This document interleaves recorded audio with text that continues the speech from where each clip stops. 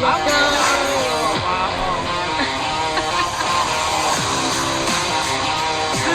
were worried about cold butt. That's to bring the heated. Oh, look at that reaction. Look at that.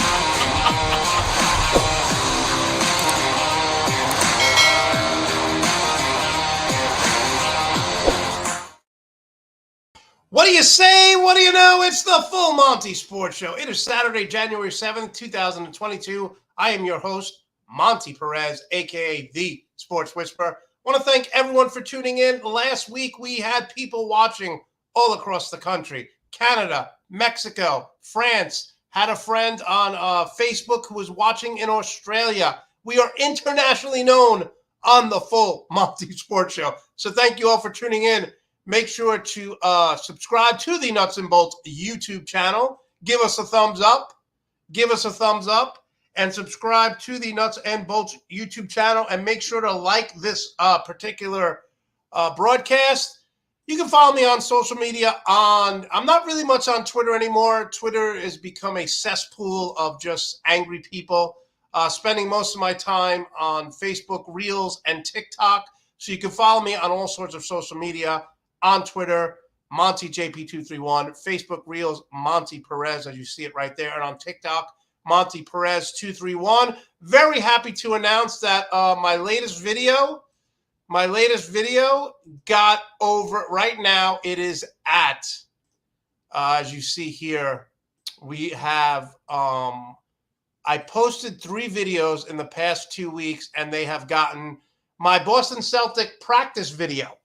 Talked about the Boston Celtics, how they were practicing in an old school gym. On Facebook Reels, 662,000 views in a couple days. And on TikTok, 603,000 views. It's the first time a video of mine has gone over 1 million views. So I really appreciate, again, spending most of my time. I'm doing about 10 videos a day on TikTok and Facebook Reels, really trying to load you with a lot of sports content, from daily sports topics to classic reels. I have a video of Walter Payton. I just had a video of me breaking down Joe Klecko and his career. And what I like about Facebook Reels and TikTok is you could use more time. For Twitter, the most part, unless you pay, you have to, your videos are 45 seconds. So most of my videos, like this one right here, was about 1 minute and 15 seconds. You know, those extra 30 seconds to get some clips in, get some highlights in, it's really beneficial to me. And I see the progression on people following me, so I really appreciate that. All right, we have the best guests all across the country. This week is no exception. We are going to have Team NBS, Jalen Willingham and Brock Vierra join us to talk about the Bengals, the Chargers, the Rockets, the Atlanta Hawks just struggling, and also the national championship. But we start each show with the good, the bad, and the funny. Let's start with the good. All right, so I posted this video about suspending the game as the game happened last week between the Bills and the Bengals, and I got to be honest with you, out of 163,000 views, I would say a quarter of it was the most vile, racist, disgusting thing I've ever seen. What's wrong with you people? Now, I spent like every morning after this video for like 5 days was posted just deleting and reporting the vile racist BS. You know, the theme is, oh, these players are soft. If someone dies at my job, I got to show up to work. Yeah, you have a job. These people have careers. They're professionals. You have a job, and you can be replaced easily. It's not easy to replace an NFL player. But let me just say this. The amount of love, the amount of support, the amount of encouraging things that I've seen on my posts far outweigh the negative. Far outweigh the negative. This was an amazing sight to see. First of all, give credit, all the credit in the world goes to the medical professionals who really saved this man's life. When Damar Hamlin woke up, he asked the doctor, did we win? And his doctor's response was priceless. You won in the game of life. Again, I've seen horrific injuries. This was something that I never saw before live, where a player stood up and then obviously the impact of the hit caused him to collapse. And props to Josh Allen for saying all these people blaming T. Higgins. He goes, that's a football play. He goes, I'm glad that Hamlin's family came out and said, please don't blame T. Higgins. Can you imagine the guilt this guy must have felt?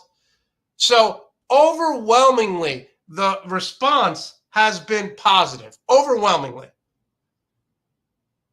But I just can't believe we live in a society where people are like, oh, a spoiled multimillionaire, who cares? First of all, he's still on his first contract, okay?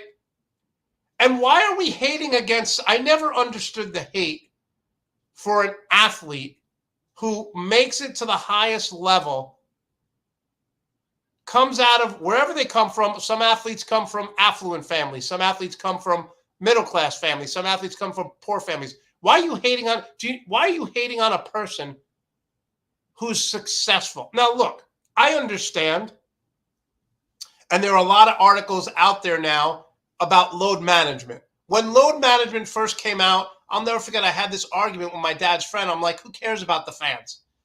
It's about playoffs. It's about winning. But now when I have the NBA League Pass, so watching these games night in and night out and seeing 3 or 4 players sit, I get why the casual fan would be frustrated. I understand. But to hate on someone and hate them because they're African American and making money, or they're just an athlete and they have a better life than you have, that's a you problem. That's a you problem. So I'm mixed emotion about, because again, when I posted this video, I really, really, really was disgusted for a couple of hours the day after this, just trying to delete the racist comments. But the good news is, overwhelmingly, he's doing better. It was not the jab. It was not the vaccine. As a matter of fact, just to show you why I spend less and less time on Twitter now than I used to, there was a guy who created a fake profile calling himself a doctor, and he said that he gave DeMar the vaccine on December 26th, his 3rd shot, and that this is something that probably caused this. And he got, within 3 hours, over 400,000 retweets. The guy wasn't a doctor. First of all, that's a HIPAA violation. You cannot reveal any information about a patient without them giving you the rights to. But all over social media, people were like, oh, it's the virus, it's the jab, it's this, it's that. They were wrong, 100% wrong. I had a family member say, oh, he's dead, and the media won't tell us he's dead because he died because of the vaccine. No, didn't happen. So prayers for him. We'll get more on this with our 2 guests who are coming up in a few minutes. So that's the first part of the good. Let's talk about the second part of the good, and that is the New Orleans Pelicans. Now, look, I know they lost last night to the Nets. The Pelicans are 3rd in points per game, averaging 117.5. When Brandon Ingram is healthy, he scores 23, maybe 7 and 5, and he hasn't even played. He's been injured. CJ McCollum, 20 points, 6 assists, 4.7 rebounds.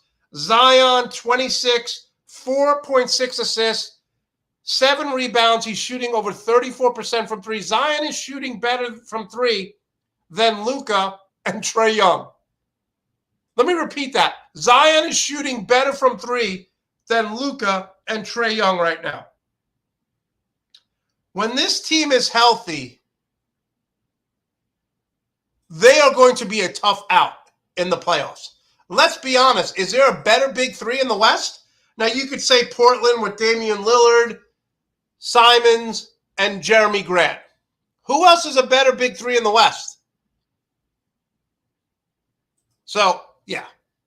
Watch out for the Pelicans. Now to the bad. I'm just going to post this up here. Kenny Golladay needs just 76 catches this week to get his $750,000 bonus. Kenny Golladay has been a nightmare for Giants. They signed him with big expectations, big money. He has been awful, awful.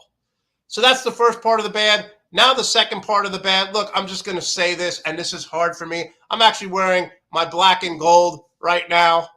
So kind of Spurs colors here. Let's just be honest. I grew up watching this team, and they were legendary. Tony Parker, Manu Ginobili, Kawhi Leonard later on, right? David Robinson, Tim Duncan. I love this team. I was a Laker guy, and I still love this. So how can you not? These are like two of the nicest guys to ever play the game, and Tim Duncan and David Robinson, right? And the talent they had, drafting late, people like Ginobili, people like Parker, trading for Kawhi Leonard. They traded George to Indiana for Kawhi Leonard. This team, to me, was a dynasty. They were 5-1 in the NBA Finals, and if it wasn't for a Ray Allen three-point shot, Tim Duncan would have 6 rings. So this team, to me, was a dynasty. But what's happening now with Greg Popovich is a lot what happened to Bill Parcells and Bobby Knight. Bill Parcells and Bobby Knight couldn't evolve in basketball and in the NFL. Bill Parcells wanted all his quarterbacks to be game managers. That's not how you win anymore. Bobby Knight could not evolve and could not change his personality. I will give Mike Krzyzewski credit. And Chris Collins told me this story firsthand, who played for him. He said Mike Krzyzewski is just as bad as Bobby Knight in practice. After practice, he'll never forget the time that Doug Collins was in the hospital, and all practice, Mike Krzyzewski's riding Chris Collins, screaming at him, yelling at him, telling him he may want to transfer. After practice, Coach K calls him into his locker room, and they call his dad, and he's like, look, I love you guys. And Chris realized right then and there that it's not personal. He's just trying to get the most out of you. So my point is, Greg Popovich had this legendary team, right? Legendary guys. They were 5-1 in the NBA Finals. But Greg Popovich, like Bill Parcells, like Bobby Knight, refuses to evolve. Here's a video clip recently of Greg Popovich. Tell me he doesn't sound like that guy, the old man, get off my lawn.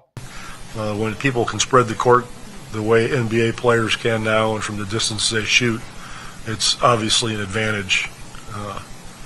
I've said before, I'm just hoping that the league ends up with a 4-point shot or a 5-point shot so we can make it a real circus.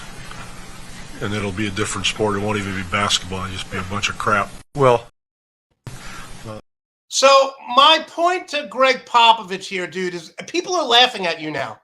You are a legendary coach. Give all the credit in the world to Bill Parcells. Bill Belichick, who's evolved. Who, when he had Tom Brady, went for it the most out of any coach on 4th down. Greg Popovich is just bitter. He hates the 3-point shot, and that's why no one wants to play for him. You see LeBron James. You see Chris Paul. You see Kevin Durant. Go up to Greg Popovich, hug him. I love this guy. No one wants to play for him because, like a Bill Parcells, like a Bobby Knight, he's not evolving. He's a grumpy old man now, and I hate to say that because, to me, he's one of the greatest coaches of all time. All right. Before we get Jalen and Brock on, let's go through our picks. Are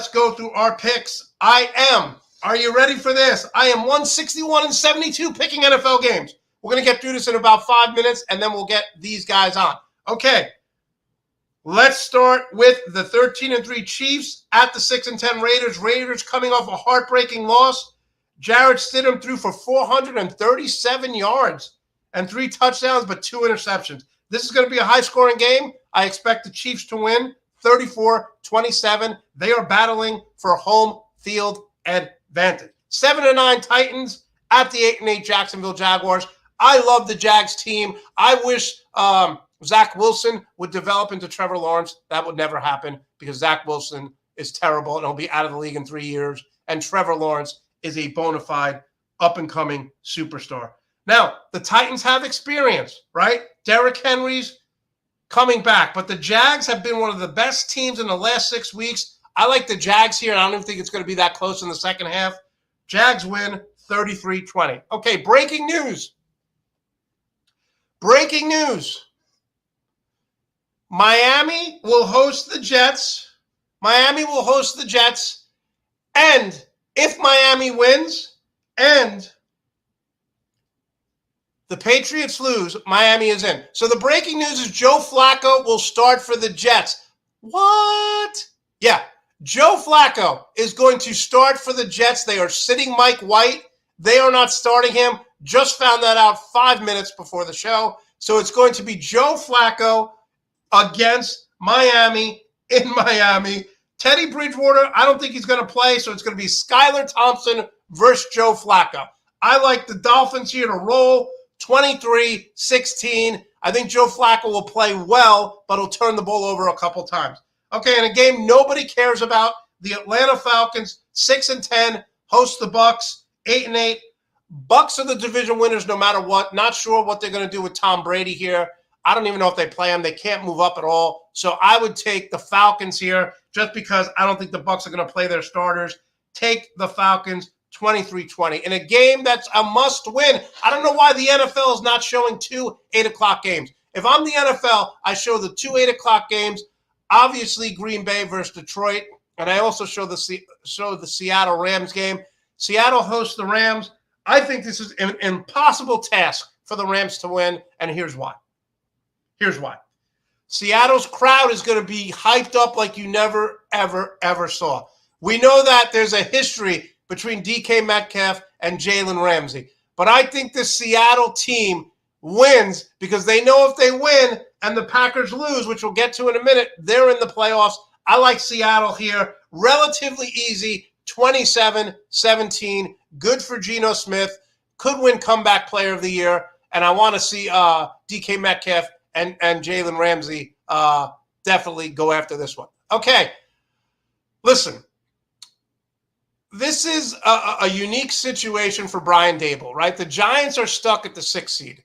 The part of a coach, the part of an owner, the part of anywhere in life, you have to ask yourself this question: risk, reward. Risk, reward. What is the risk in playing your starters if you're Brian Daboll? Well, it's a high risk. Every week someone gets hurt. You don't want to see Barkley, Jones, Thibodeau getting injured.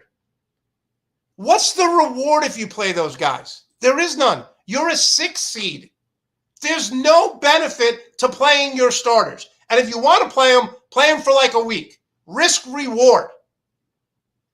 You cannot move up in the playoff standings. So I am taking the Eagles here just because I think he's going to do the right thing and not play his starters throughout. Take the Eagles 30-17. Okay, in the game of the year, the Green Bay Packers host the Lions in Lambeau against the crying Campbells. Against the crying Dan Campbells. Here's the problem here, right? I was talking about this with my friend Andrea, whose son is a diehard Lions fan. And here's the problem if you're the Lions. First of all, you have a history of losing, right? The Lions have been to one NFC championship since 1990, and that was with Barry Sanders, and they lost. Secondly, you need Seattle to lose at home to the Rams, who are just playing out their strength, which is probably not going to happen. Can you imagine what Dan Campbell's message is going to be, since he's so emotional, if he's watching the game right before he takes the field and Seattle kicks a game-winning field goal? He's going to cry on the sidelines. The crying Campbells. Here's another thing that people aren't understanding about this game. The Lions are terrible against the rush. What do the Packers do better than most teams? They run the ball. Lions are the worst defense in the league giving up yards. They're playing Sunday night in Lambeau. The entire country's going to be watching this game. You don't think Aaron Rodgers, A.J. Dillon, and Aaron Jones are going to just destroy this Lions defense? And again, if the Lions have nothing to play for, Dan Campbell doesn't have the emotional strength if they're knocked out of the playoffs by Seattle winning. He doesn't have the emotional strength to rally his team because he's a roller coaster ride, high and low all the time. I think Detroit hangs tough for a half, but the Packers beat the hell out of them like the Carolina Panthers did, and both A.J. Dillon and Aaron Jones rushed for 100 yards each. I don't expect Rodgers to throw for 300 yards, but he should have 2 touchdowns. And the crying Campbells, what is the over-under for this guy crying? How many minutes will he cry when his team gets knocked out of the playoffs? And let me be a little bit more frank, or let me be a little bit more of a jerk. Don't tell me, Lion fans, oh, we have all this thing going against us. No, you lost to the Carolina Panthers. That's why you're in this predicament. If you didn't lose to the Panthers like I said they would on this show, because Dan Campbell's is an emotional roller coaster, you wouldn't be in this position. You're going to lose the game, and you're not going to make the playoffs. And that's the harsh truth. Okay, Texans, Colts, both of these teams are battling for a better playoff, better draft pick. No one cares about this game, but Indiana should win 23-20. I think the Bears stay competitive, but the Vikings pull away 27-17. Listen, this is the hardest game of the year for the Patriots. The Patriots at the Buffalo Bills. The Patriots need to win this game to move on. Does anyone think that Buffalo Bill crowd is not going to be the most insane crowd of the year after what happened? They're even talking about maybe having a video message for Hamlin to the crowd. This is going to be insane. Insane. This game is impossible for the Patriots to win. Buffalo rolls 33-20. And then look, do we count Mike Tomlin out? He's never had a losing record as a head coach.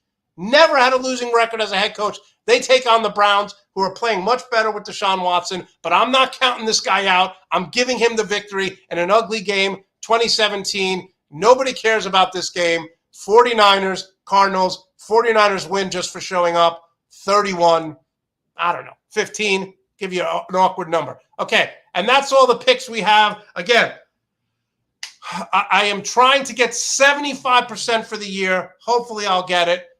Last year I was at 74% picking NFL games, so hopefully I will get it. Yes, let's just go through the comments before we get these guys on. It was a remarkable thing that they saved his life on the field. I love the Spurs. I do, but I can't root for Popovich anymore. He just refuses to evolve. Happy Saturday, everyone. Okay, let's bring them on. Team NBS crew, Jalen Willingham, Brock Vierra. How are you guys today? I'm great. Brock, you were laughing when I said the Crying Campbells. Is that the first time you ever heard the Detroit Lions be called the Crying Campbells? No, I hear you say it basically every week, but it's still funny every time I hear it, man. All right. Let's get to this. First of all, Jalen, I got to say this was an amazing job by the entire staff of the Bills, the Bengals. Talk about your thoughts on what happened Monday night. I wanted the game to be canceled. A lot of people are upset because for fantasy football, they wanted this game played. And not that day, but they wanted it made up. I'll give you an example. I'm in the finals of 2 leagues. In one league, I'm down by, I think, 16. I have Josh Allen and Jamar Chase. In another league, I'm down 14, and I have Josh Allen. So I wanted this game to be played, but I posted a video and basically said there are more important things than football. Give us your thoughts. Yeah, so, man, watching the game, I could just go before everything happened. The game was, of course, extremely hyped up. Watching the game, I could really just feel the playoff atmosphere through the television, and really, and Bengals coming out first drive, they get a fast touchdown in 2.5 minutes, and I'm feeling hyped. Everything's going great. They get the ball second possession. they're moving the ball. Hayden Hurst had just hurdled a defender, and then I was in the middle of typing on my computer at the time, so I saw T. Higgins catch the ball, and I looked down, and then I looked back up, and then I was like, what happened? And I saw the replay, and him going down just really sent chills through me because I grew up playing the game. I played the game since I was a little kid. I had never seen anything like that happen. And when I found out that they were doing CPR on him, like, I could feel that. And it was really just, it was a lot to just process at the moment, you know? Brock, one of the things that really, when I said this game is definitely going to be called, is when you saw both players, both coaches. I mean, these people were visibly shaken up. You know, we always think of these football players as larger-than-life images, figures, and they are so strong. But when they see one of their own almost dying on the field, it's beyond emotional. Yeah, absolutely. It was the right call to cancel the game. There's no way that you could continue a football game under those circumstances. I know a lot of people were needing that game for their fantasy championships, but at the end of the day, do you really think Josh Allen's going to pull out that comeback after he just saw his teammate pretty much die on the field? Do you think Stephon Diggs is going to go off after he just saw what he saw? Like, sometimes you just got to be realistic about what happened, and what happened was an extraordinary circumstance for which we've really never seen before. Just like Jalen, football's been a part of my life for a long time. I watched the game for a long time. I played this game for a long time. I've seen ambulances on the field. I've never seen an ambulance on the field for that kind of circumstance.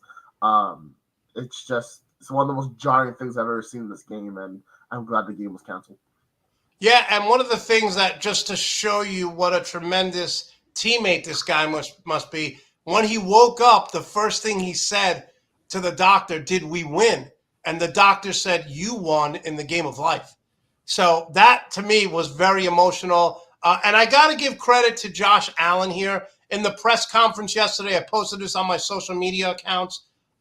He said, "I want everyone to stop blaming T. Higgins. This was a football move.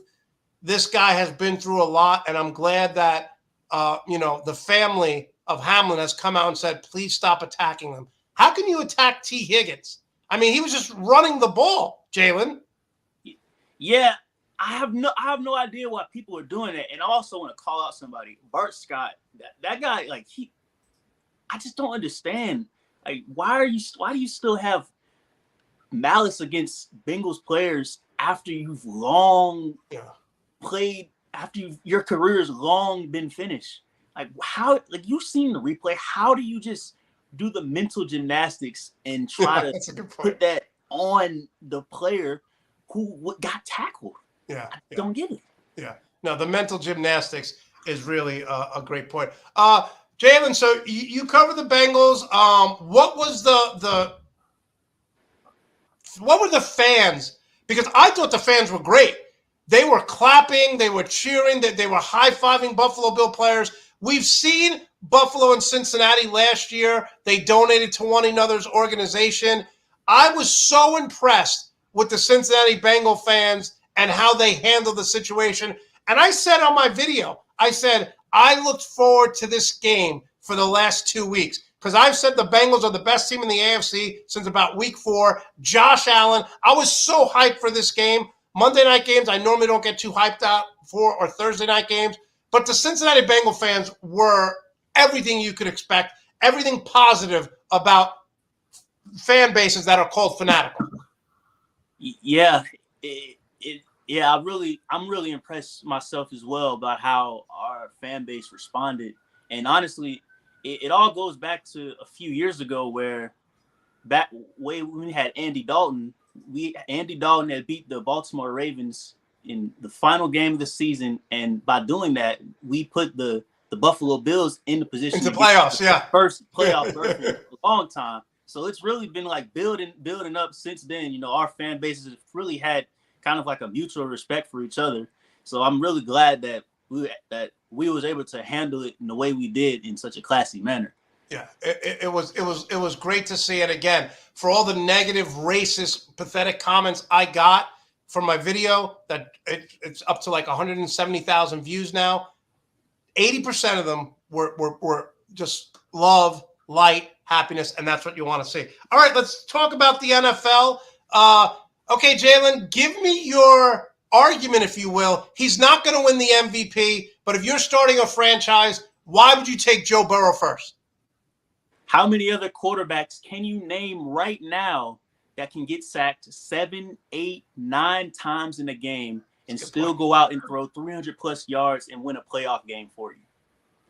That's a how great many point. other quarterbacks can get hit multiple times repeatedly throughout the game and just still maintain that level of calm, cool, collectedness as far as being in the pocket, being able to hit the open man, being able to just move the ball downfield. Yes, he may not have the best arm, but he's gonna like he has the leadership. He's a great person in the locker room. He's gonna get he's a proven winner at every level, and he's gonna get your team over the hump. Yeah, and one of the things, and we'll get to Brock now on my favorite quarterback, but one of the things I love is there's videos now of Joe Burrow in the Super Bowl between the plays. Hey, Aaron Donald, I'm Joe, shaking it, like introducing himself. When someone tackles him, same thing with Justin Herbert. Hey, man, great hit. Good job. Way to hustle. What? Like if someone's trying to kill you and Joe Burrow and Justin Herbert are still so, hey, guys, good job. Way to hustle. Nice play there. Brock, give us your reasoning why you would take Justin Herbert as your franchise quarterback. Well, he really has all the tools you want to see in a quarterback. When you look at the physical traits, he has a big arm, he's tall, he's athletic, he's mobile. We look at the mental side, he has incredible intelligence. He makes plays in the clutch more times than not. And then we look at the X factor, one of the things that we talk about with Joe Burrow, he has all those tools as well, those intangibles. He's gone through adversity at both the pro level and the college level, and he's overcame that multiple times. You don't have to be a big rah-rah guy to be a leader, and he's clearly a leader. And the best part is his character. You never have to worry about him doing anything off the field. You don't have to worry about him making your team look like a fool. Just all around, he's just kind of molded to be that QB1 model that we all kind of look for in the draft, and that's why he would be my quarterback of the future for any franchise if I was running it. Are both of you guys shocked that both Joe Burrow and both Justin Herbert, we'll start with you, Jalen, that when the pressure's on the line, you're down 4 with a minute left, these guys are so young. But Jalen, Joe Burrow never panics. There's a reason why people call him Joe Cool. The lights are never too bright. The moment is never too big for Joe Burrow. Yeah, and Jalen, we've seen this, and part of the reason we'll get into this in a minute with Brandon Staley and the offensive coordinator, Justin Herbert is at his best when there's a minute left, they're down 3 or 4, and he's running the show. Right, Brock? Yeah, no, you're absolutely right. There's so many instances I can bring up for which he's led a potential game-winning drive downfield with under 2-3 minutes to go, and then he scores, and then the defense lets him down, and then they lose. So people like to bring up this rhetoric that he's a loser. That's just not how it works. Unfortunately, in the game of football, we put the win-loss record on the quarterback so many times that truly doesn't tell the true story of the game. At the end of the day, we saw what we saw last year in the Raiders game, even though they lost. Not many guys can make that throw under that amount of pressure. Not many guys can go, 6 for 6 on 4th down. Not that many guys can do what he did. Just like Joe Burrow himself, we saw a lot of Joe Burrow in college be cool, right? Especially in that national championship run. You can see a lot of those same traits in Justin Herbert, his senior year in college at Oregon. The only reason we don't talk about that more is because he got blown out by Arizona State, because Jalen Daniels went on an absolute tear that one game. Well, and also Mario Cristobal coaches like he's coaching Army and wants to run the ball 57 times. I agree. Don't get me started on Mario Cristobal. I still can't believe he got that job in Miami. He really needs to come out strong in this second season with that new recruiting class, because what he did to Tyler Van Dyke is an absolute crime. That dude was a phenomenal quarterback the year before with Manny Diaz. Now this year he's turned into just, what is this? They love running the ball so much. And this affects me too, because the OC at Oregon, Marcus Arroyo, became the head coach of UNLV, and I got to see his offense live for 3 years, and it was again an absolute joke. Justin Herbert should not have 3 rushing touchdowns in the Rose Bowl. That's not how it worked. You shouldn't run read option every other play. But that's again a side point, and that helped change the way I evaluate quarterbacks, because looking back at his Oregon tape, he was making those throws. We just didn't see it as often. So again, for Burrow and Herbert, they're just very clutch. Unfortunately, Herbert doesn't get the nod because his defense used to let him down more times than not. And I will say this, when Mario Cristobal got hired in Miami, I literally danced in my room like a rain dance. I was so happy because I watched this guy turn Justin Herbert.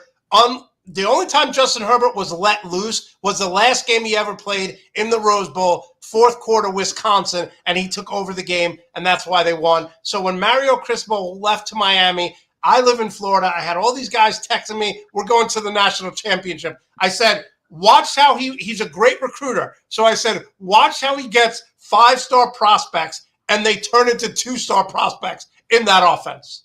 Yes, absolutely. The transfer portal is going to be incredible to see the amount of Miami players consistently leaving every year they realize how mundane this offense is. It's really 1940s, run the ball up the middle every play, halfback gut. It is the most awful thing to watch.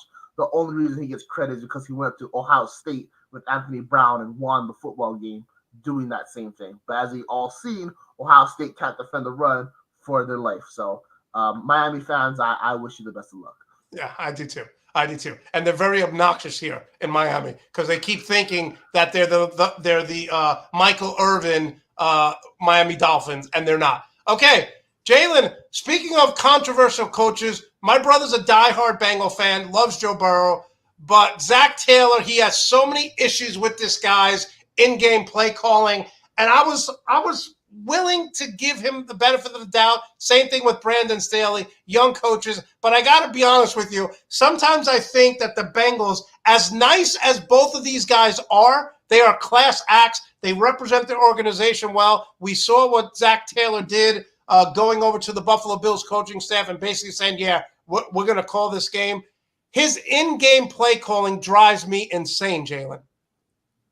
Yeah, for sure. And, honestly, it's, in the beginning of the season, it was much worse. But, towards the end of the season up to now, I think he's actually gotten better at it. And I think the reason for that is because he's given Joe Burrow much more freedom in the offense. If you watch the games, you see Joe Burrow is calling more plays on his own. He's calling more audibles. And I think going forward, that's the way to go until we at least will probably get a new offensive coordinator if our current OC, Brian Callahan, goes and gets a promotion to another team.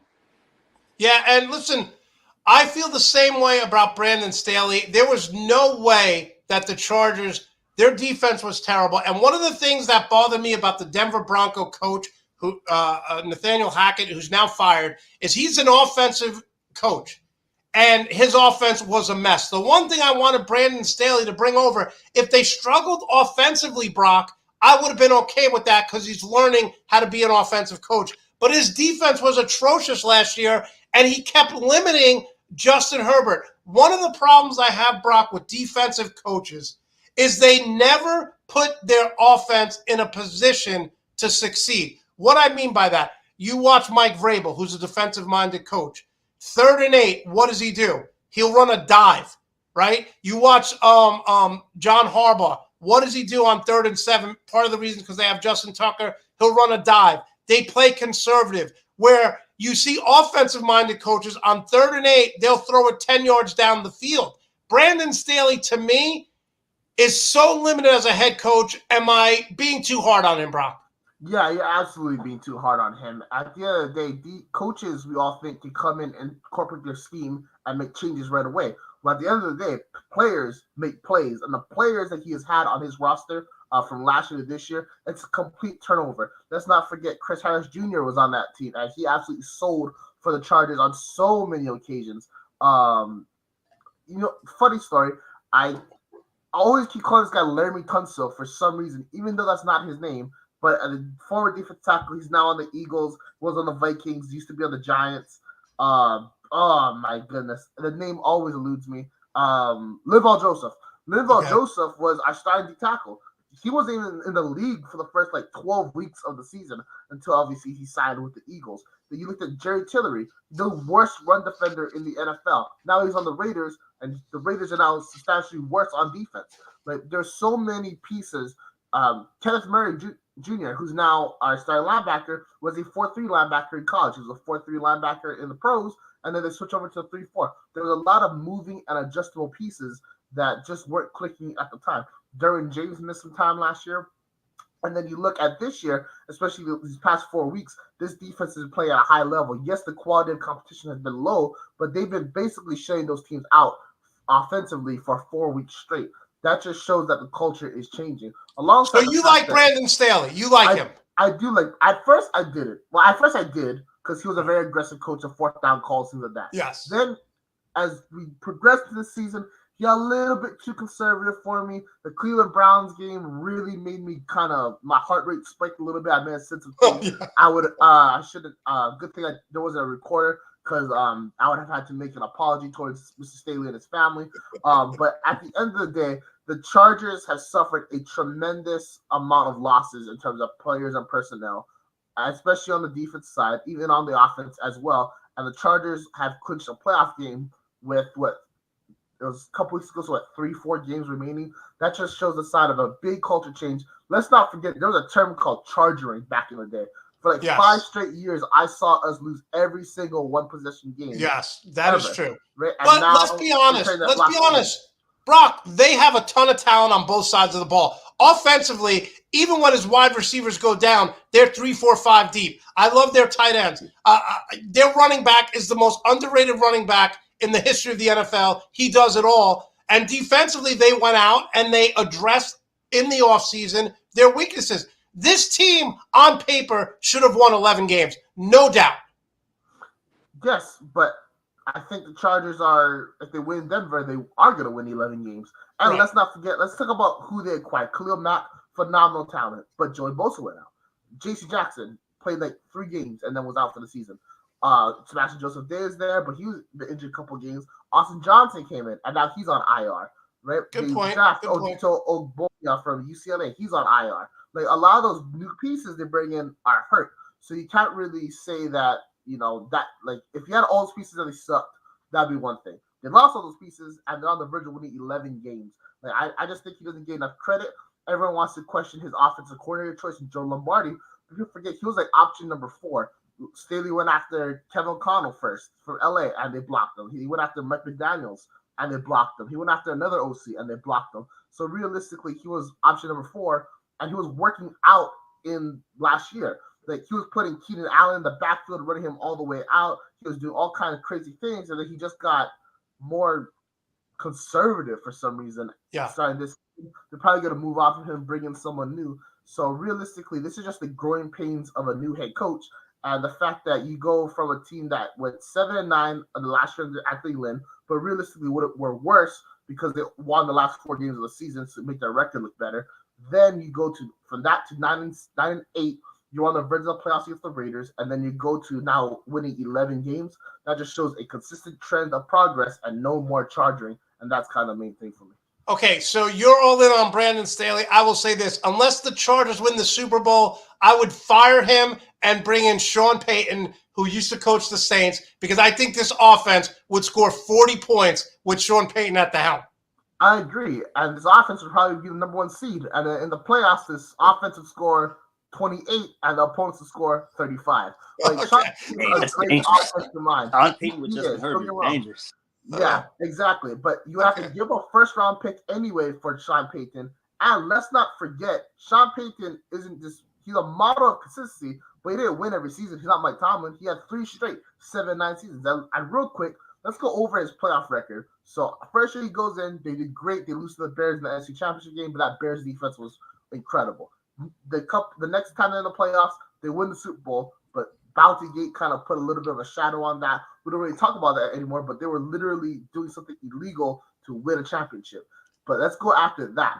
Beastquake, after that, they lose to the Niners. They gave up 2 touchdowns to the Niners in the final 2 minutes. Alex Smith has 1 rushing touchdown in the playoffs. Do you know what game that was? Okay. That was against and how about the Minnesota Miracle? Yeah, exactly. So right? So actually, it's 28 yards for a touchdown. That is not a QB sneak. 28 yards. It's a designed run. Then they lose to Seattle in the Legion of Boom. Then the Minnesota Miracle. Then they got the Rams non-DPI call game. But let's not forget, even after that hit, they still had a 78% chance to win. They let the Rams drive downfield in like a minute 30 seconds, 9 plays for a game time field goal. Then they get the ball in overtime. Then they throw an interception, and the Rams march down and win. They were also 13-0 at one point as well, and they blew that. We always want to talk about that one call, but the Saints absolutely sold that game. The year after that, Michael Thomas goes out and breaks every receiving record, it seems, for a single season, and they lose in overtime to Minnesota.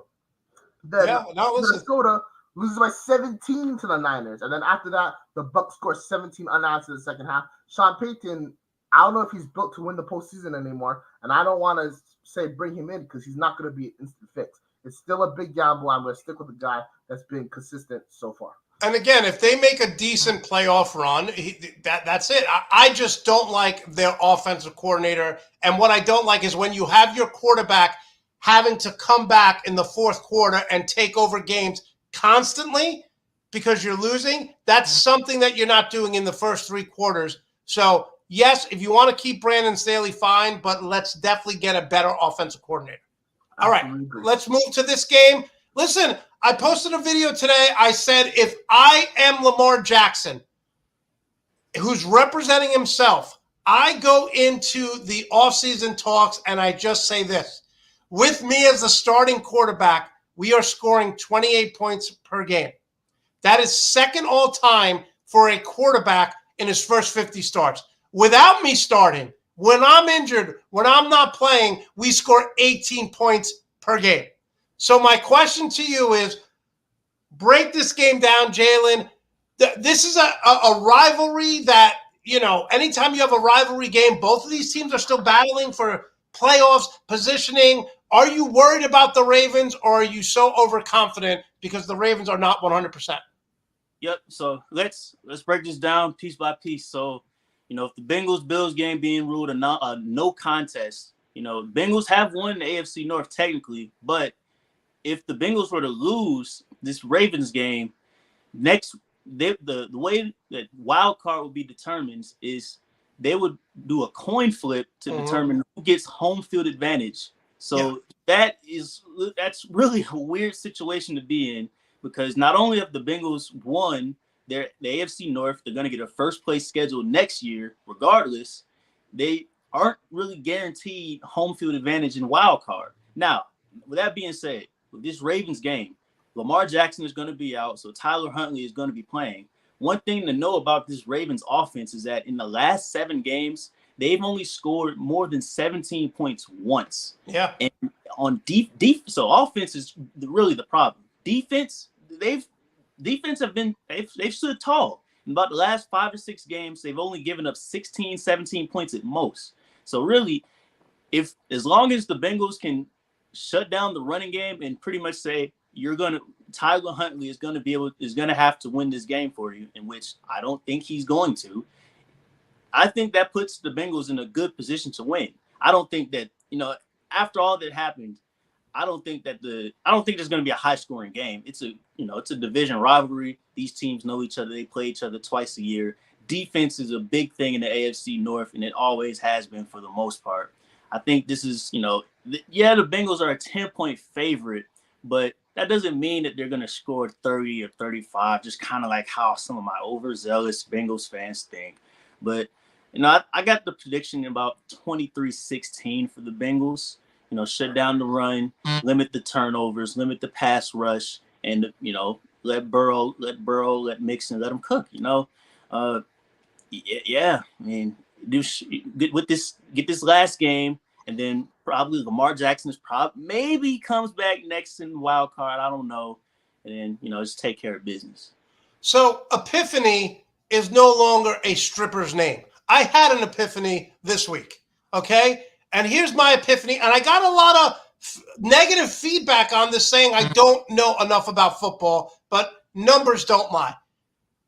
Brock, we'll start with you. I said that the reason why the Ravens are so conservative on offense is because Justin Tucker is so reliable. So anytime inside the 50, on a 3rd and 8, they run the ball, and someone said to me, and again, I always come with receipts. So here's my receipts. People are like, they go for it all the time. No, over the last 3 years, they're 22nd, 19th, and 13th going for it on 4th down. So as great as Justin Tucker is, Brock, is he almost a negative for the Ravens, because instead of going for it on 3rd and 8, throwing the ball, they'll run a 2-yard dive, and they almost automatically always take the 3 points. Is he too good for the Ravens? They always rely on him. I think it's a combination of things, but definitely one of those things is Justin Tucker is the model of consistency for your kicker. Like, he's my kicker in fantasy, and he's basically led me to championship. Yeah. But at the same time, if they were going to go for it, who are they going to throw to? There's Mark Andrews, but he can be covered fairly easily in like a double team zone concept, whatever it is. Who's that wide receiver 1 for them? No, they don't have one. They don't have one. Like people want to talk about, if you give Lamar Jackson this money, they're not going to be able to surround him with weapons. Well, he was on a rookie contract, and they still didn't surround him with weapons. Yeah. First year, Michael Crabtree was his wide receiver 1. His MVP season, Willie Snead was his wide receiver 1. But Sammy Watkins was last year. Like let's not mince words here. The Ravens are a great drafting team. They built a great O-line for him. They have a promising defense. I don't want to say good because there's some issues in the linebacking core, but from a receiver standpoint and a weapon standpoint, it's been an absolute joke. Like, that's the reason why they don't go for it, is because they don't trust anybody to go and catch the ball, go out and make a play. Lamar Jackson may not be the greatest thrower of the football, but he can throw it deep very well, and he's phenomenal at throwing 50-50 balls. And if you have a guy like a Mike Williams, a Mike Evans, a guy that can make those catches more times than not, you're going to go for it, but they don't. That's why they keep kicking field goals, and that's the true detriment of the Ravens offense. Yeah. But I will say this. They're all in on Lamar Jackson because their running style, their 3 running backs, their tight ends, they're all in on Lamar. So, again, and his talking point should be 28 points a game when I start, 18 when I don't. Okay, let's move to the Broncos. Obviously, a total disaster of a season. They actually played better without Nathaniel Hackett being on the sideline last week. Break this game down. Who wins and why? What's at stake, if anything, for the Chargers?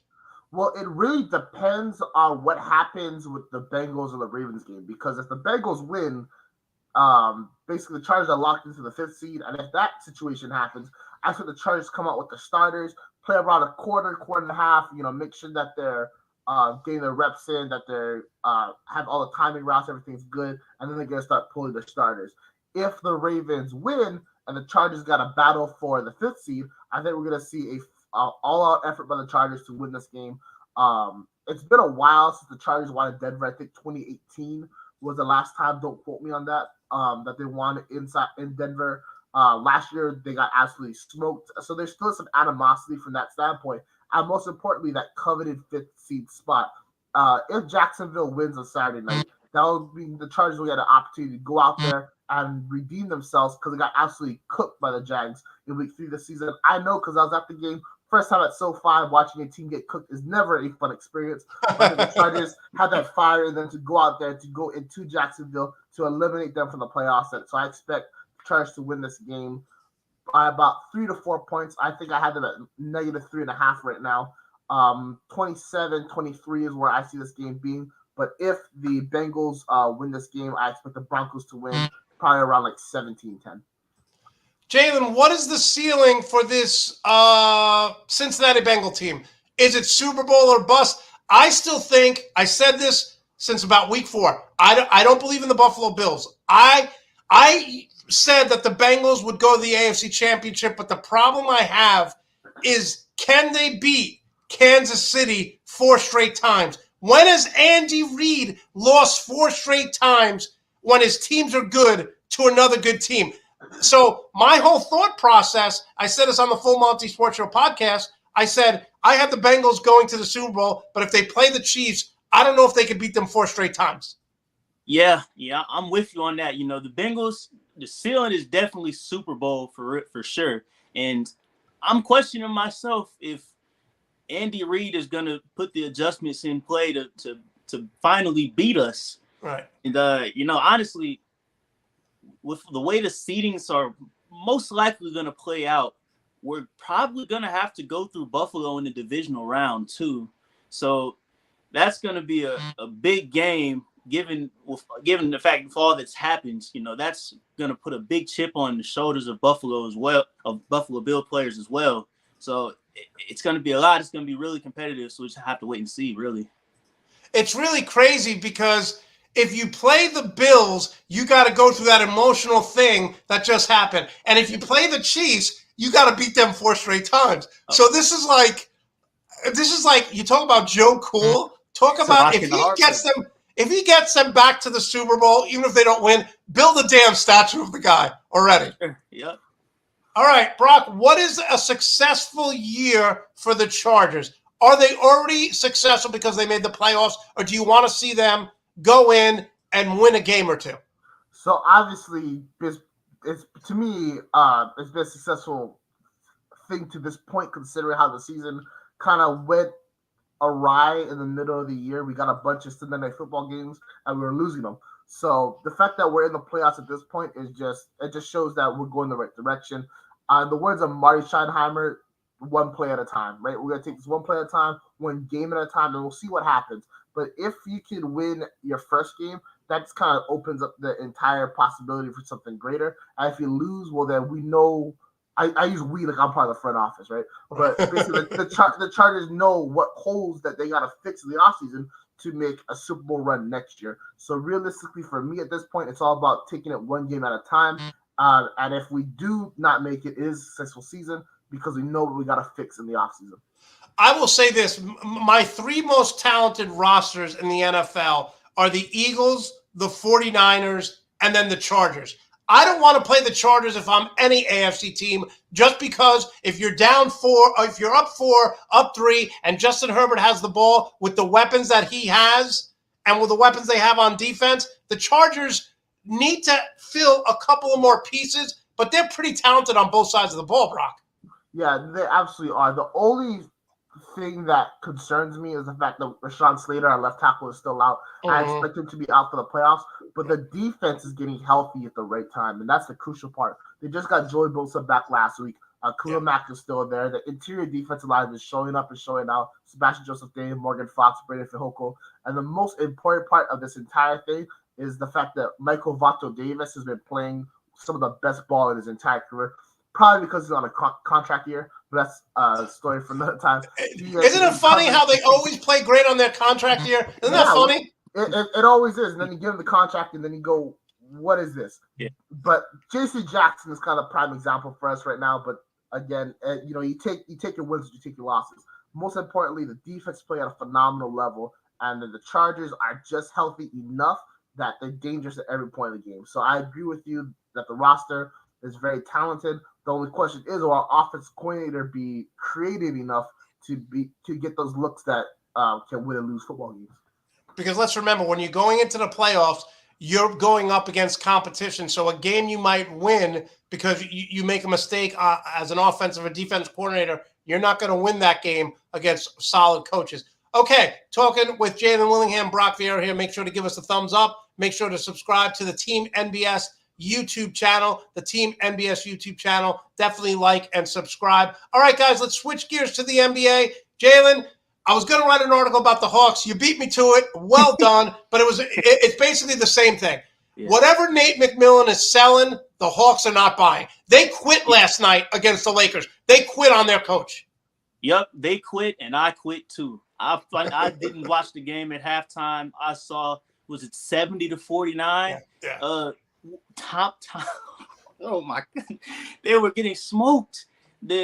After like the first quarter, let's be honest, the Lakers are much. Jalen, the Lakers are much better. This isn't the Golden State Warriors that can run off 70 points in a half. They struggle to score even with LeBron. Yes, the Lakers are better. They should make the playoffs or the play-in game. But this isn't an all-time offensive juggernaut where the Hawks. And what's so disturbing is Nate McMillan's supposed to be a defensive coach.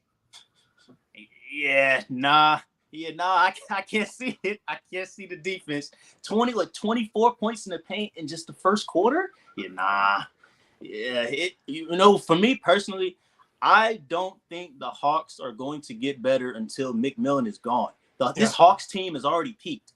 What they did in 2021 Eastern Conference Finals, that's as good as it's going to get. That was a Cinderella story. We're not going to get any closer to that until Nate McMillan is long gone from the city. Jalen, we've talked about this before, but as a former assistant coach, one of the things that I used to do, I'd watch tape on other teams, and I'd see a play that they'd run and how effective it was, and I would automatically implement it into my team.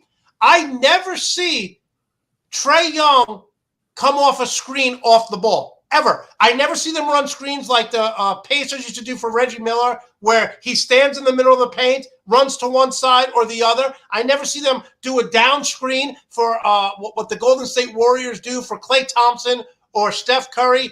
Everything is a high ball screen or isolation. Forget about Nate McMillan being incompetent as an offensive coach. How do the assistants not implement, hey, we need to get Trae easy shots? Honestly, I think a lot of the people in Atlanta are just so infatuated with Trae's talent and just what he can do. I mean, we see him. He's, a lot of his game involves ISO and shooting and the alley-oops and just. But Jalen, one of the things, he's not Allen Iverson where he dribbles and creates. He's the only player since the mid-'70s to lead the NBA in scoring and assists. He did that last year. Most points, most assists. This guy, I keep seeing, Trae has to do more. Since he came into the league, he's number one in assists. What more can he do? It's the job of a coach. I broke down a video of Luka Doncic now posting up more. Luka is the classic example of dribble, shoot the three. He's a ball stopper. But they're getting him looks in the post now where if they double team, they're finding their open threes. They don't get any easy shots for Trae. I don't care how good he is. Steph Curry is more talented than Trae, and Steve Kerr found a way to get him easier looks. They don't do anything for Trae. It's all on him. Yeah, there's no scheme at all. It's just dribble, high pick, roll, chuck up a bad shot, and then go back on defense. And it's just so frustrating to watch. Yeah. So do you think he makes it to the All-Star game or after this road trip? I would literally make him I'm cruel. I would make him take the bus home from LA. I wouldn't even put him on the flight. Yeah, the bad truth is that I think he might just actually make it to All-Star break. But if he doesn't get fired by February, then man, I might.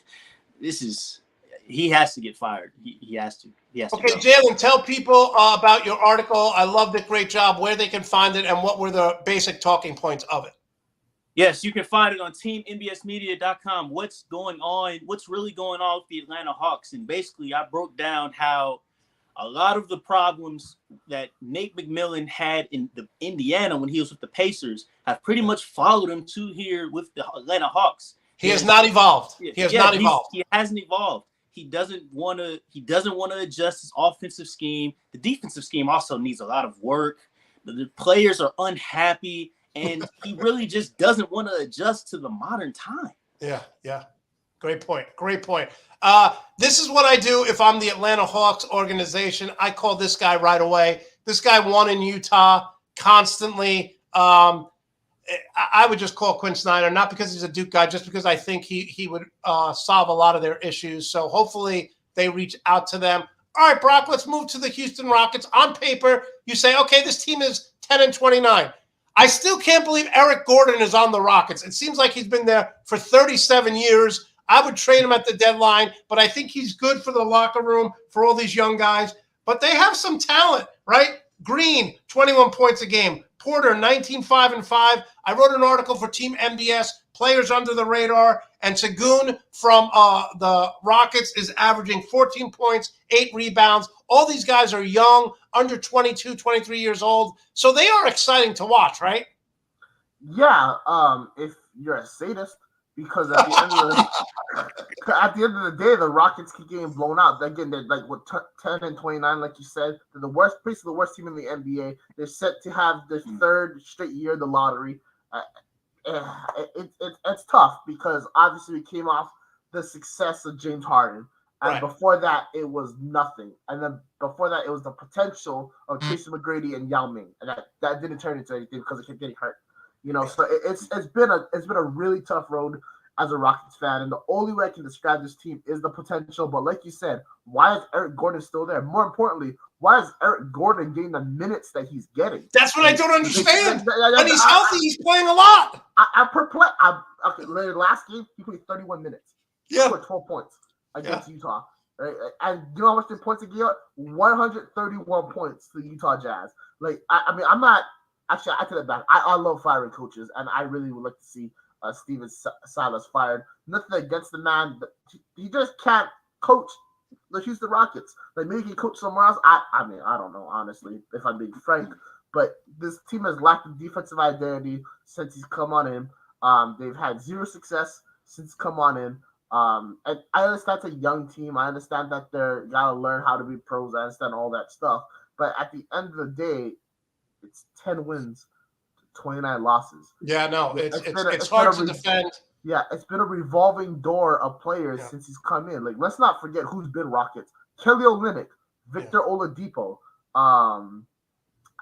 Listen, nothing compares to the Oklahoma City Thunder. Paul George, Russell Westbrook, Carmelo Anthony, Steven Adams. The list goes on and on. Kevin Durant, James Harden. Oklahoma City can never keep players. That's why Shea Alexander, I don't know if he stays there. And by the way, someone keeps reminding me every time someone on the show says at the end of the day, we got to take a shot. So thank you, Brock, for getting people drunk who are watching this show because you said at the end of the day. All right. So my question to you is, with the Houston Rockets, and you said a good thing, learning how to win. I watch a lot of Orlando Magic games here, and the Orlando Magic are just as young as the Houston Rockets, but they have an identity, right? They have the Wagner brothers. They have Paolo Banchero. They have I watched them play, and there's some sort of identity there. Young guys playing hard. They believe in each other.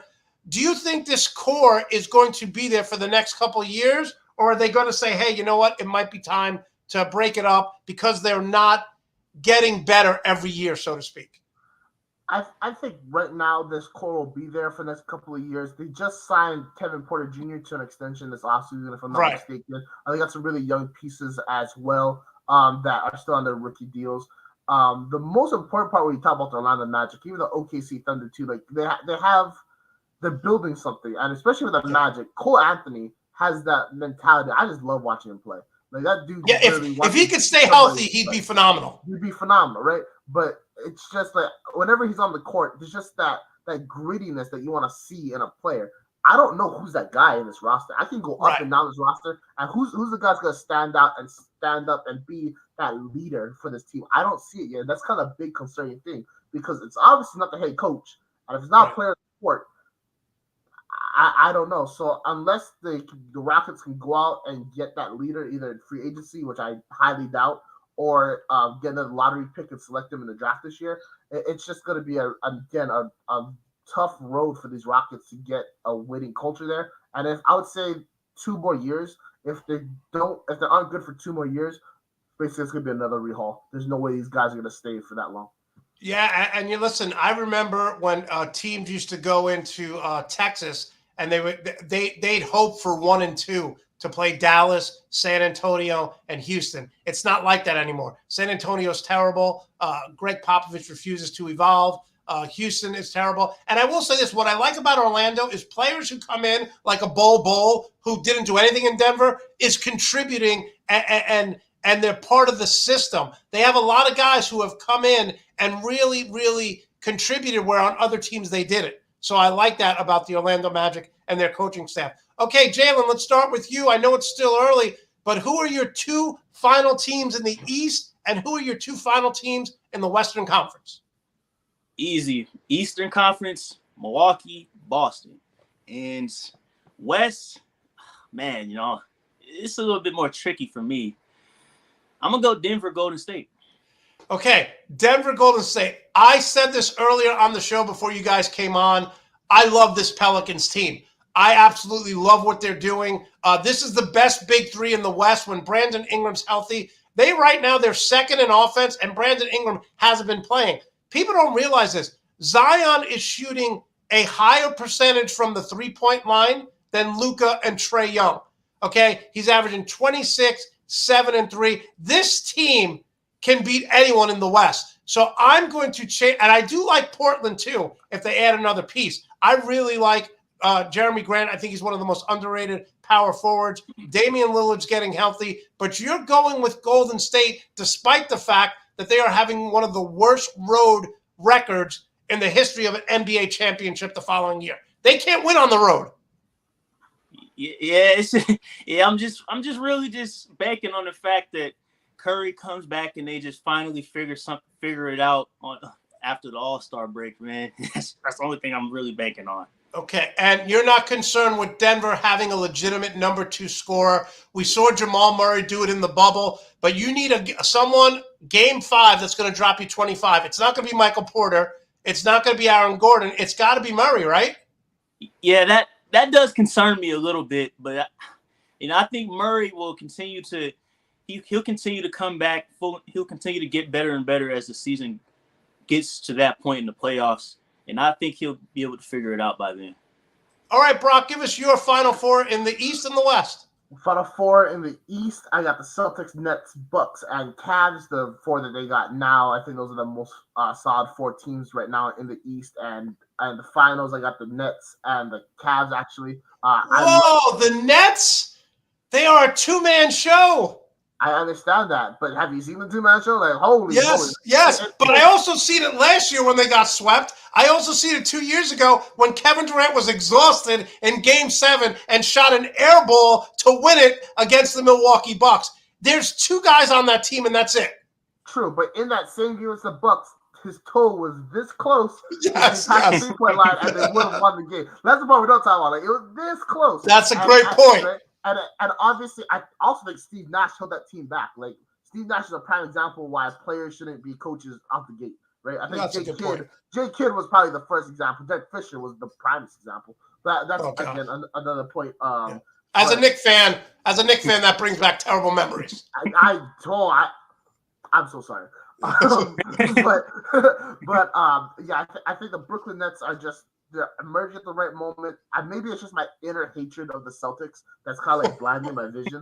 But that's why I have Brooklyn. I think Donovan Mitchell's playing at a phenomenal level. The Cavs have some really nice pieces around him.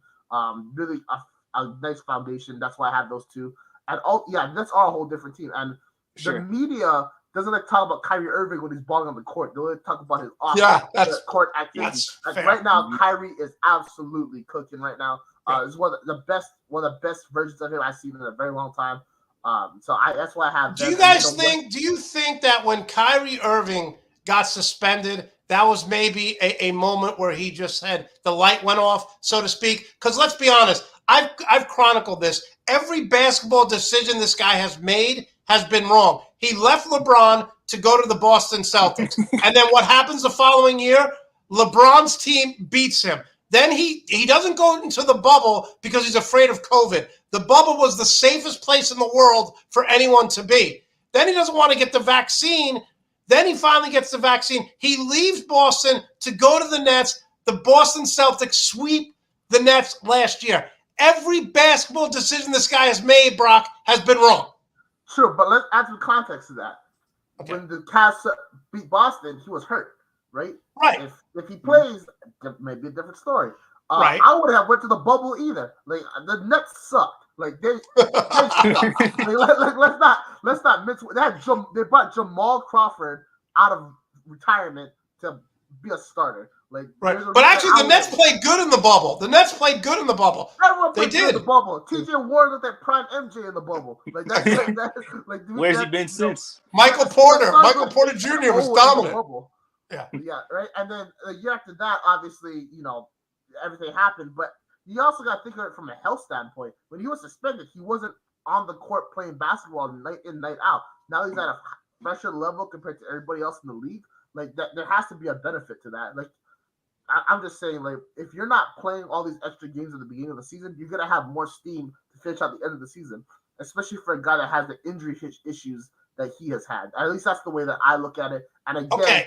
Kevin Durant, I can't go against him. He's just so great rebuttal to my Kyrie complaint. Now I'm going to rebuttal to what you said about the Nets. So I would take Giannis and Chris Middleton in a game 5 over Kevin Durant and Kyrie. And let's say you don't agree with that. Look at the pieces around them, because Durant and Kyrie will get you, let's say, 55, 10, and 10. Giannis and Middleton will get you that, but look at the pieces around him. The third option, Drew Holiday, Brooke Lopez. People don't like him, but Grayson Allen has fit a role there, okay? Bobby Portis. Now, let's say, okay, let's now talk about the Celtics. Who's your third option if Durant and Kyrie and Brown and Jason Tatum cancel each other out? The Celtics have so much depth in White, and you just look at their players. Al Horford still gets it done. So, to me, your big two in the Nets are getting canceled out, and the rest of the team is not nearly as good as Boston or nearly as good as Milwaukee. Yeah, that's a great point. I do want to add, though, that let's not forget the Milwaukee playoff woes before they won the championship. And again, the year they won, they're this close from being knocked out again. Like, until Milwaukee proves that they can go to finals consistently, I don't have that same amount of confidence that you have in Giannis and that Bucks squad, because maybe I'm just so scarred by the lack of playoff success. I know what it is. It's because I kept betting on the Bucks in the playoffs. And that's exactly what it's why I hate Michael Porter. I use him in fantasy basketball all the time. And the other day in the first half, he had 4 rebounds, no points. Yeah, I understand that. So I was hitting those overs when Denver played Portland on that playoff series a couple years ago, and Porter Jr. showed up pretty big for me. So I don't have the same feelings you do. But at the end of the day, maybe it's my inner hatred of certain teams that blinds my vision for the bigger picture. But the way I see NBA playing out now, and the Kevin Durant that I know in the playoffs, like, more times than not, I just see the Nets winning game series in 5 and 6 games. They're not going to be going to game 7s, and by doing that, they're going to stay healthier. I think that's what's going to propel them through the playoffs. And listen, Jacque Vaughn has turned that team around. Yeah, he's done a great job. Again, it also helps not having Steve Nash. Like, you don't have to be a great. Sometimes you don't need a great coach. You just need a guy that's not going to mess this up. It's like the Miami Hurricanes of 2003, right? With Coker. Like, Coker's not a great coach. He was good enough not to mess it up. And that's exactly sometimes you just got to let your players play. Who do you have in the West? Ooh, right now I gotta say by 4. I got the Nuggets, the Grizzlies, the Pelicans, and the Sacktown Kings as my final 4. Oh, well, wait, it gets better. I think the Pelicans make the Western Conference Finals, and they're gonna play the Sacktown Kings. I think it's revenge season. I think Sabonis is playing at a level that he's had the ability to play at for a long time. Just for some reason, it wasn't working out in Indiana. I mean, he was great in Indiana. They were an all-star there. Another Oklahoma City Thunder guy. Exactly. This great talent. That's the one we're going to trade away. Regardless, that's probably one of Sam Presti's very few mistakes as GM. The other one probably bringing in Carmelo Anthony. But besides the point, Sabonis playing at a high level. De'Aaron Fox is such a killer out there. Kevin Huerter's playing great basketball too, and people don't realize Harrison Barnes is still getting it done. He'll get you 13 and 6, 14 and 10, and he knows how to be a professional. Jalen, I love the Sacramento Kings because Mike Brown is a classic guy. His offense was terrible with Cleveland. His offense was terrible when he went to the Lakers. But now you watch them, it's Golden State's offense. Everything is ball movement, passing, cutting, giving up a good shot for a great shot. But Jalen, your eyes opened up so wide when he said they're going to the Western Conference Finals. Yeah, well, first off, if Kevin Huerter goes to the Western Conference Finals and I have to live with that, knowing that Atlanta Hawks traded him away for pretty much nothing, I would be very frustrated. And also, remember, they traded away Tyrese Halliburton too. Yes. Yeah. I don't know, man. Like, I just feel like that's gonna come back and bite them, man. They're not ready yet, in my opinion. I don't know. True. Halliburton was a huge loss, but they got Sabonis in return and a guard-filled organization. Like, yeah, that is true. Up the yin-yang, right? Like, he's not the ideal guard to trade, but if you were able to get a strong forward, you have to, right? And I don't know. I just feel that, what's it called? Wow. All right, Greg. Okay, great. Yeah.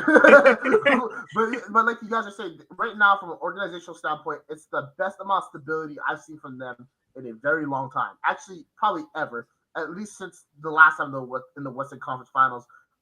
Back in that team was stacked with Weber, Bibby. That team was stacked. But Sacramento did have a history of winning and making it to the playoffs. I'm just happy for Mike Brown because, like I said, he was just he made Nate McMillan look like an offensive genius, and he's really evolved and understood Sacramento's fun to watch. I'm not going to lie, and they're going to make the playoffs. Yeah, exactly. And Mike Brown is what I think a lot of people thought Alvin Gentry was supposed to be. Yes, Orleans, good point. Right, and right now they just have that thing about them. Like, you can't really describe it, put it into words, but they just have that thing about them that's gonna. I don't want to use the term like Timberwolving. But remember that Timberwolves last year when they made the playoffs and like people were crying and stuff like that. Like, that's how I feel about the Kings. They have a better roster and they're playing better basketball. Like, I just feel like with this forward momentum and not being used to success, that's honestly going to propel them. I know that doesn't make any sense from an argument standpoint, but when you don't know what something looks like, it just makes you want it even more. I think that's going to help the Kings get to the Western Conference Finals. And Greg brings up a good point. They ran into those Lakers team, but they also ran into Donahue, who is the most corrupt official in the history of the NBA. So it was two things going against them. All right, guys, real quick, we got about 5 minutes left. Talking with Brock Vierra, Jalen Willingham here on the Full Monty Sports Show. Team NBS, make sure to like and subscribe. TCU, Georgia, Brock. I don't like TCU for several reasons. I got a lot of flack when I said it on New Year's Eve. I said, I don't like them because they're Texas and they're Christian. What I meant by that is I don't like fake Christians. So let me clarify that. But I think Georgia steamrolls them in the second half. And I think, unlike Bill, who thinks they don't get blown out, I think this is a double-digit win for the Georgia Bulldogs. Wow. Well, remind me that I take you to Texas, but I got TCU, and the reason why here's the reason. I just want to poke you in the side repeatedly because it's fun to do. But realistically, the reason why I have TCU is because, like Greg's been saying for probably like 8 months, speed kills, right? And I saw it against Michigan. I'm bamboozled by what I saw. Like, they are absolutely phenomenal. Alongside the fact that Georgia doesn't really have any major playmakers at the receiver position. They have Brock Bowers at tight end. That's one thing. But Washington is out as well. They have a phenomenal DB room. The D-line shows that they can play a very physical game, which doesn't bode well for the Georgia Bulldogs. They're really going to be feeding the ball to McIntosh a lot. TCU is what they're going to do is they're going to stuff the line, and they're going to make Stetson Bennett beat them to the air. And with the speed that they have and the defenses they're running now, they're a traditional zone team. Now they're mixing it up all kinds. So I expect Stetson to throw 1 or 2 picks. And that offense, they're just operating at a high level. I expect Quentin Johnston to turn Keely Ringo into A.J. Terrell, to what Justin Jefferson did to A.J. Terrell in the national championship game back in 2020. Okay, so I'm going to come back with 2 things here. No one has better speed than the SEC. No one does. I mean, the SEC, LSU, Georgia, Alabama. And the second thing is, I hate to harp on Harbaugh, but that game was over when they went for it on 4th down with a trick play. Kirby Smart is not Harbaugh. He's not. Kirby Smart is now, over the last few years, he's become Dabo Swinney, getting to the Final Four, winning it maybe every other year. Jalen, who do you like in this game? Are you on the TCU bandwagon as well? Yeah, no. I got UGA winning by 10. I got the score like 35-25. And the reason for that is because UGA is not going to do what Michigan did. UGA is going to stay true to themselves. Exactly. They're not gonna they're not gonna go crazy with turnovers. They're not gonna play cute. They're gonna run the ball and they're gonna control the clock. And then TCU is gonna score on them for sure, but they're gonna keep the game in check. Well, one thing to remember is that TCU has given up over 185 yards 5 times. Right. UGA has hit that mark 8 times. So Good stat. So as long as they, remain true to themselves and not make the same mistakes that Michigan made last week, then they should stay in control of the game and be able to win. Brock, you're not concerned at all, or maybe underplaying just how experienced, just how good Georgia knows how to win. Let's be honest, over the last 5 years, other than Alabama, there hasn't been a better team in the country than Georgia.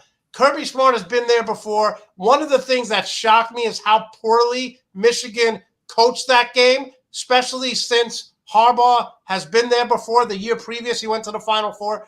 So you're not factoring it at all, the coaching staff, Georgia's mentality of they know how to win, and TCU, this is their first time to the big dance? That's exactly what I'm factoring in, actually. Let me not mince words when it comes to Jim Harbaugh. He absolutely shit the bucket. And that's it's not anything remotely justifiable. But if you look at Kirby Smart's time in Georgia, what has beaten him time and time again? Receivers with speed, right? If you look great point. Last year, the SEC championship game, they had Jameson Williams and John Mechie until he got hurt, right? And then the reason why they won is because both those players were hurt, right? When LSU cooked them, they had speed at receiver. Cincinnati had some speed guys when they almost lost the Peach Bowl, right? So I'm banking on the speed of the offense, especially Quentin Johnston and some of the other guys that they got, and most importantly, the speed of Max Duggan.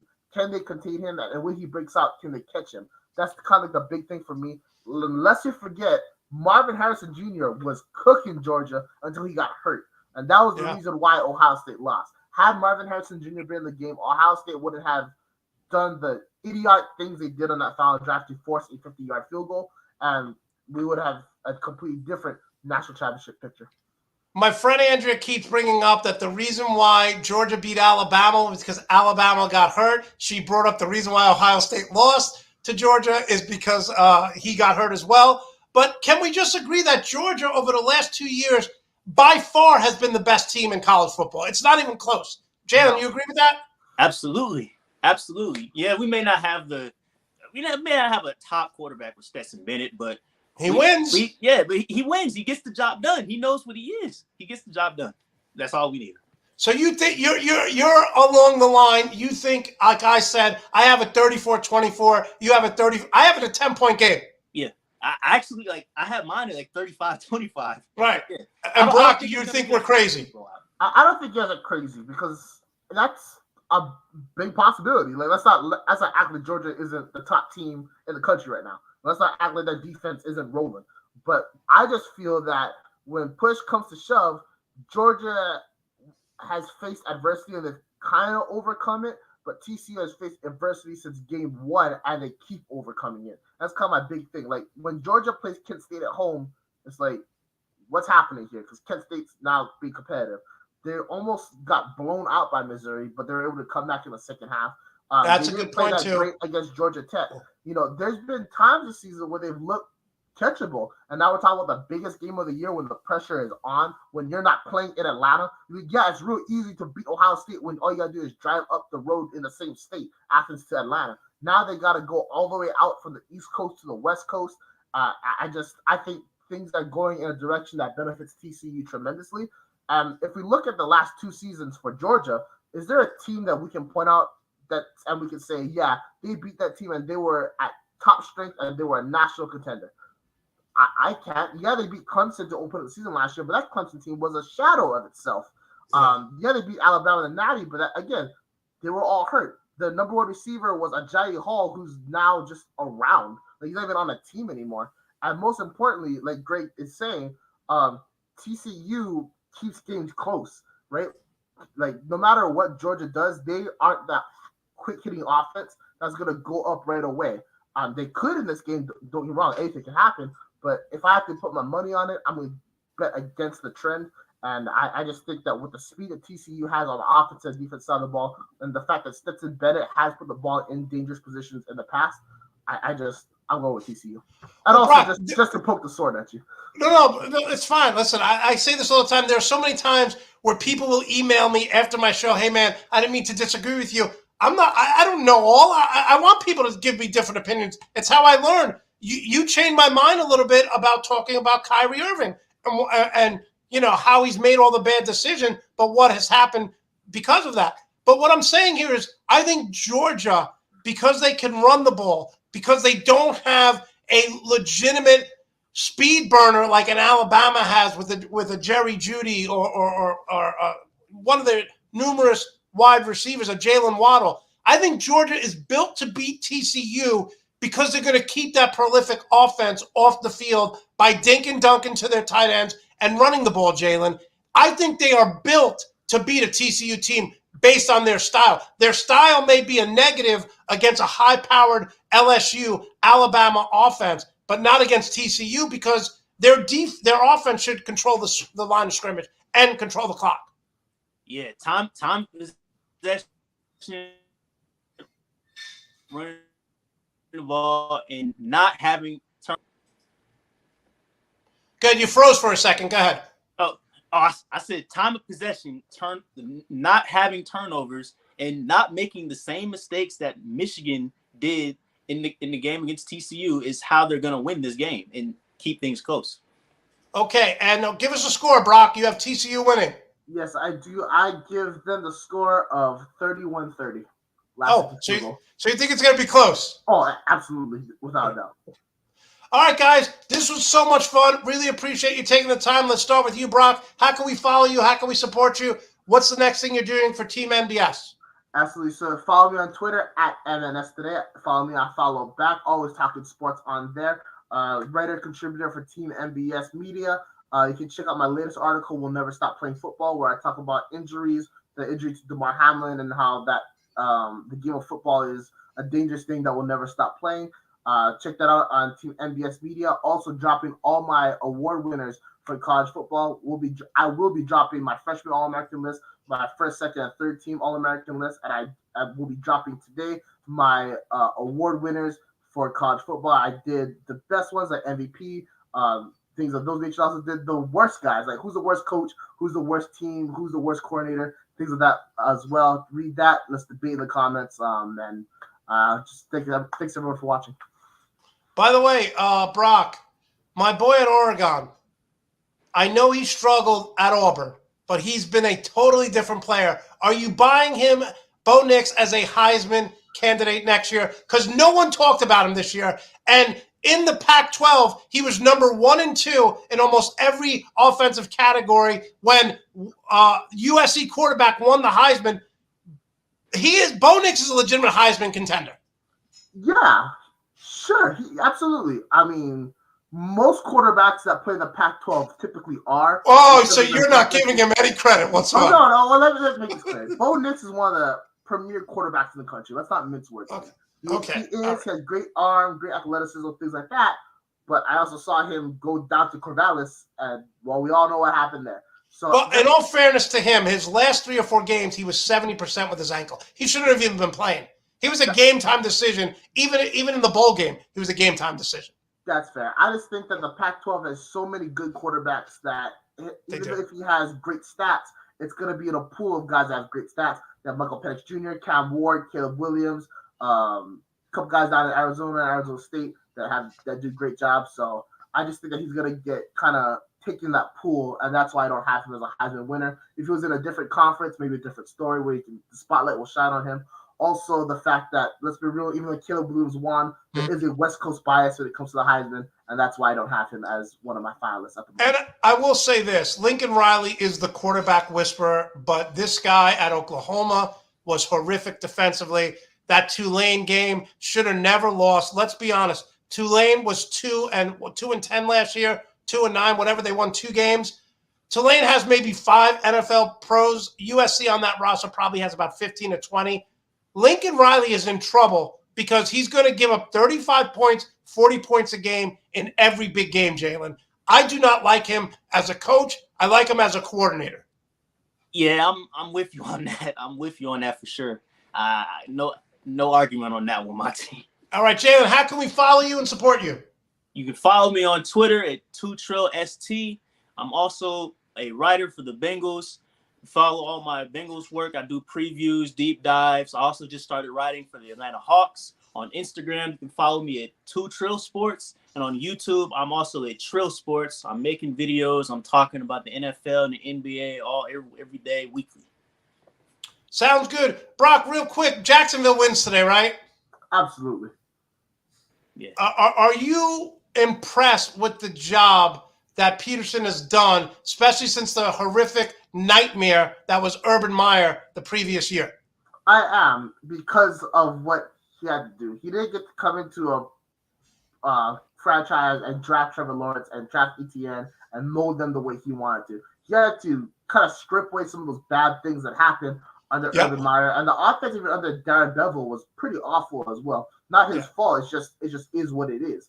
Done a great job turning around this team and making things very simple for Trevor Lawrence, just opening up the playbook for him as we go by. And they have a plan in place. And that's the big thing. Do you have a plan for your quarterback? Like, I know we're wrapping the show, but I just want to say this real quick. Brian Flores never had a plan for Tua. Now, Tua's not the best quarterback, but let's be real, didn't have a plan either. Like, he was just throwing Tua in, then throwing Ryan in, then throwing Tua back in. Like, if you have a young quarterback, you need a guy with a plan. And Peterson has the plan. And also, just want to shout out Doug Peterson, because a lot of people gave him flack for the whole Carson Wentz thing. They said it was Frank Reich that was making Carson Wentz good, and Peterson was making him bad. Proof is in the pudding. Peterson had a lot to do with Carson Wentz development as well. Before Carson Wentz got hurt when he was with the Eagles that year, he finished the year, I think he played 13 games. He led the league in touchdown passes. He was ahead of Tom Brady, other guys who played 16 games. Doug Peterson was great for Carson Wentz. We've seen Frank Reich fail in Indianapolis, which was one of the biggest shockers to me because I thought he was a great coordinator. Another guy who is probably like, you know, the long list of guys who are coordinators but can't be head coaches. All right, guys, this was so much fun. Really appreciate the back and forth and your different takes. Love having you guys on. We'll see you down the road for NBA chat once the NFL season is over. Or if either team, the Chargers, if they go far in the playoffs, or the Bengals, we'll have you guys on again. Thanks for coming out. Great job, guys. Great job. All right, I want to thank both of them. Brock does a great job, and also Jalen. And I want to thank you guys. Make sure to like, follow, and subscribe to the Nuts and Bolts YouTube channel. Make sure to check me out on Facebook Reels and also TikTok. Again, my last couple of videos, I'm very happy about that. My last couple of videos have gotten over 1 million views combined on both sites. Look at this, 603, 662. Thank you so much for watching. In the immortal words of Arnold Schwarzenegger, I'll be back.